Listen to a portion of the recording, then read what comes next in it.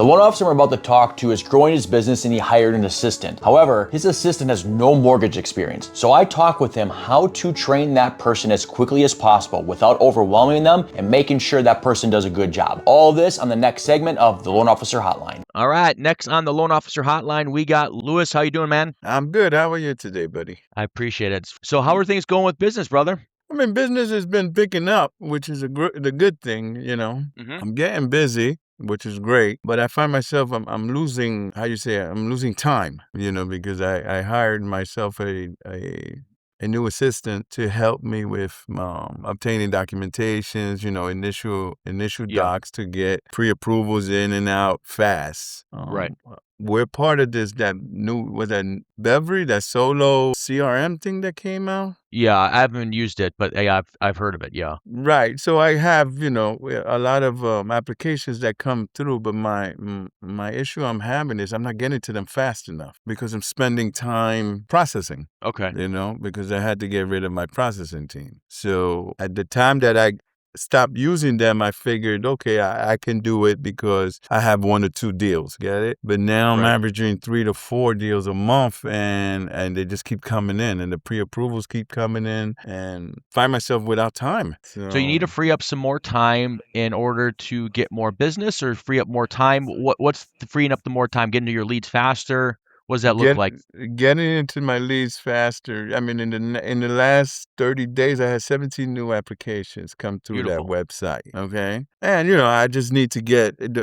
I hear everyone saying that we're spitting out pre-approvals in 5 minutes through this system, and I'm trying to figure out how we're doing that because I can't seem to figure that out. So I don't have time to sit there and learn the system as much as everyone is learning it, and I do Accent Realty, so I don't have time to upgrade, learn those softwares. Get it? So is that I'm spending too much time trying to get these files cleared, rather than try to build more and more referral source and stuff like that. Got it. So you got mortgages, and you said you're doing real estate too. Correct. Yes. Okay, so you got mortgages, real estate. You're picking up on the mortgage side. How's the real estate side going? Just curious. Doing good too? Is that keeping you busy? Yeah, I have 2 listings out there, and you know, I also have pre-approvals that are looking for properties, which previously I would do both sides. Yeah. Okay. Now I have a little team of loan officers and realtors. So my plan was to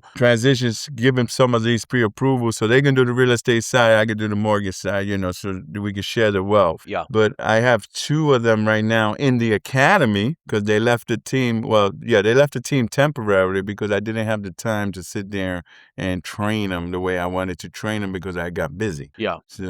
So I wanted to. They're in the academy now, so when they come out, they'll be back on the team. Then I have 1 realtor LO right now on the team that I use as an LOA just to help me get some stuff in order, you know. Yeah. Now these people that you've been hiring, are they green or do they know what they're doing? What's their experience? Well, no, they're all licensed realtors. They're experienced realtors, but they're all new to, except for the one guy, the rest of them were new to loan origination. That's why they're in the academy. All right. So for the people that are helping you with your files, the person that you have helping with getting conditions, all that stuff, and the people on yours, let's just focus on your files. So they're new to the mortgages side of things, or are they experienced? Yeah. My assistant's new to the whole mortgage side. I used to have a processing team, but the team they brought in too much other loan officers that we weren't, you know, in the beginning it was great. I mean, I had no complaints, you know, but I started to get busy. I started to notice that we weren't getting the responses as fast. The communications with my clients who were Spanish wasn't quick enough, or, you know, so I decided to say, you know, mutually, let's just end this before something happens, you know. So it was working fine. I mean, I did pretty good the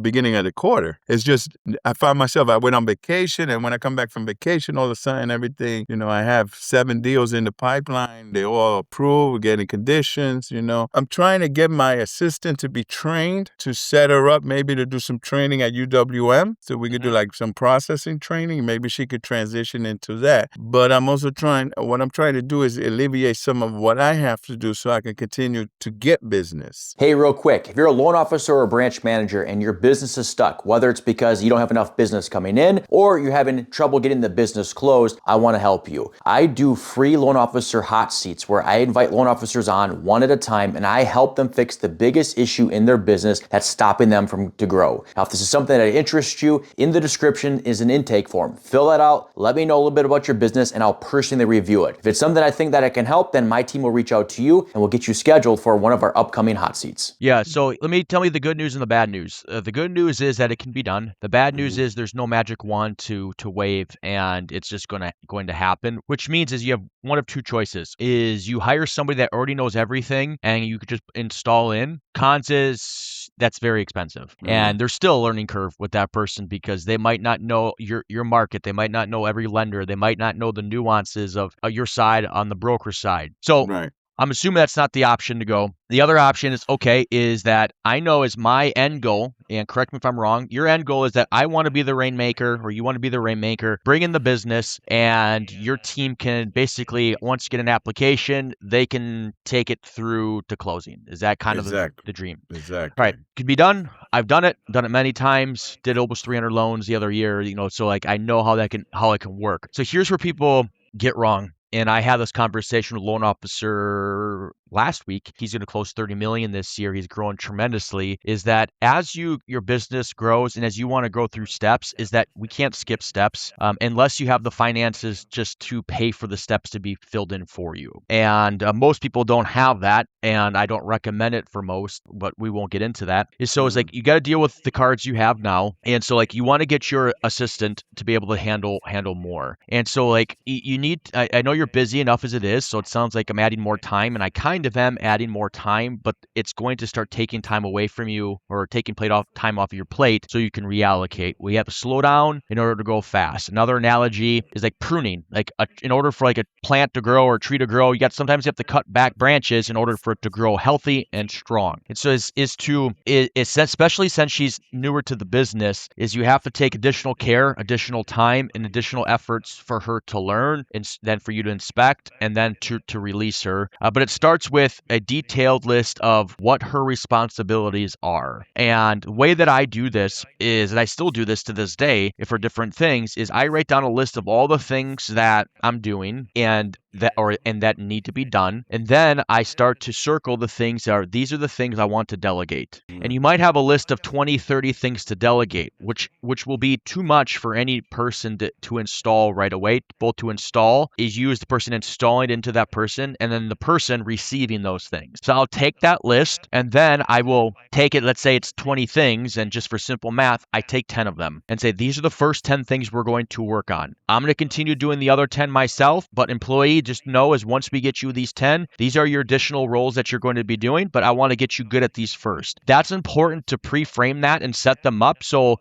they don't feel like you're just dumping on them, like later down the road, like, oh, I thought I was doing my job, and now you're adding all this stuff. No, this was always part of it. So I'm telling you now, but I don't, I care about you, employee. I want you to get good at these first, but then you're going to start doing these, okay? And so whatever those things are. Now, the best way to train them for this is, are they remote or are they local, or are you in office? No, they're remote. I mean, I have an office I can, bring them into the office, but they're remote. Yeah, so remote is totally fine. And is whatever it is that you want them to do, or you want to explain it. Let's say you're reviewing a 1003 and you're going through the things and you want them to review it, is that you share it on your screen, what you're doing, you record it so they see it. Now you have a video that they can go back to, and you'll have that catalog for every time you come to something new. And and I know is that yes, 1003 is a 1003, but sometimes there's a nuanced difference if it's an FHA loan versus a conventional, or it's a non-QMD SCR loan, right? There's going to be those nuances. So you do it for every single one. You have your catalog of your videos, but here's the cool thing now with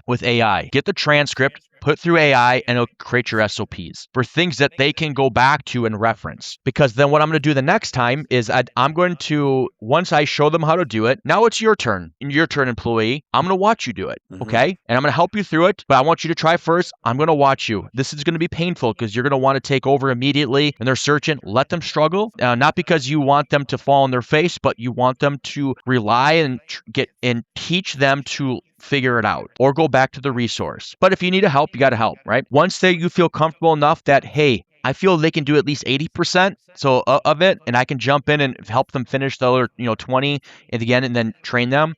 Then you let them do it on their own, and then you look at it. All this stuff is being recorded, so then you can take notes of it. They can go back to it. And so then you're reinforcing all these things for them to do on each of the different tasks. Some of them would be super simple, like, hey, when you go to here, and here's how you order the appraisal. I mean, some of them to be super simple, right? So it's fast, and you could do a bunch at one time, but you record it. And then here's the part salespeople don't like, and I don't like these myself, is you need to have a standing recurring meeting. And I recommend that it's probably, depending on your lead flow, probably every day, 30 minutes, 15 to 30 minutes. And this is where you install either something new, review something they did, improve something that they have done, record it, do it, make sure they understand exactly, and then you go on to the next. Because as they go, you won't think of everything to teach them, but if you have that standing recurring meeting, is that you're going to be able to install things faster. Here's the thing our loan officer ran into that I was helping out. He was really frustrated that he goes, my LOA is, I was working on this thing, and this other thing came in, and then they should have started working on that thing. I'm like, how do they know that takes priority over what they're doing? They don't know. Did you tell them? No. So here's what you need to do is next time you have your meeting with them is you need to put in all the different things of list of order of priorities. So if they're working on a pre-approval and a new opportunity comes in, should they work on the new one or this one? Well, that depends. When's this pre-approval need to be done? Is that borrower looking tonight, or are they looking in 5 days? 5 days. Okay, well, what's the new one? Are they looking tonight or in 5 days? Well, that new one, they want to shop tonight. Okay, this time it makes sense for me to put this one aside and work on this one. So even in the situation of pre-approval, not all things are created the same. So if I give them the list of priorities, they can default to that. And here's something that also does, it reduces stress on the employee, because when they have so many things coming out, what do I do? If they don't know, some people are paralyzed. They don't do anything, like, I'm just too stressed. Other people they just do the easiest thing. Some do the hardest thing. But the thing is, what's the most priority thing that needs to be done? That's what we want to do, and that's what's important in our business, because it's time. And this only happens if we document and we have an ongoing meeting, because not everything happens in our business every single day. It's those nuances which kills loan officers or kills deals, because it's new to them. I still don't know how I got through my first couple of years being a loan officer, because everything was new. Everything was a nuance, right? But now it just knows that, hey, it's bankruptcy, FHA, was it a previous FHA bankruptcy and all, foreclosure and stuff. This means XYZ. I know that now. But the first time I did it, I screwed up and the deal blew up. Ouch. Right? Yeah. And so it's those things that we need to work to document, to get out of our head to document, and be patient to install it with our employees. Yeah, because usually I lost 2 deals just recently because of their income wasn't verified completely. And that's the thing that's getting me confused, because with this new system that we have, it spits out pre-approvals. And I'm like, is it spitting it out without verifying the income? That's why I haven't adopted it. And then when I get into the system, and before I thoroughly, before I issue a pre-approval, I'm thorough. I verify their income. I make sure I get my 2 years. So just recently, the last month, I've lost 2 deals due to this income. Their income wasn't verified. They misrepresented their days of work. You know what I mean? Right. So. And now I look bad in the eye of the realtor, as we ended up denying the deal before it even got to the closing table, So this should have been, and it's my fault. I say it's my fault because I should have caught it like I usually do, But as the applications are coming in, no processing team, I'm doing everything, new assistant, vacation, all of a sudden, it just turned into a whole swirl, So AI is great, but it's only as good as 2 things: the way that it was developed to think, right, and the inputs that were put in there. And like, that's one reason I won't use AI fully for a pre-approval is because I don't know how well yet it knows the nuances. Yeah. So it says Just I'm because they put looking. 2 years of employment, does it actually 2 years or is it a year and Yeah, 9 months? People round up, exactly. and that makes a big difference. So I put a pause on all pre-approvals until I thoroughly go through them. Yeah, I think And that's the that wise way to go. Take control of that stuff and then be selective when you start using AI for pre-approvals. I mean, it'd be a while for me in order to be comfortable to have a no-touch pre-approval because yeah, I I want to check know. those nuances.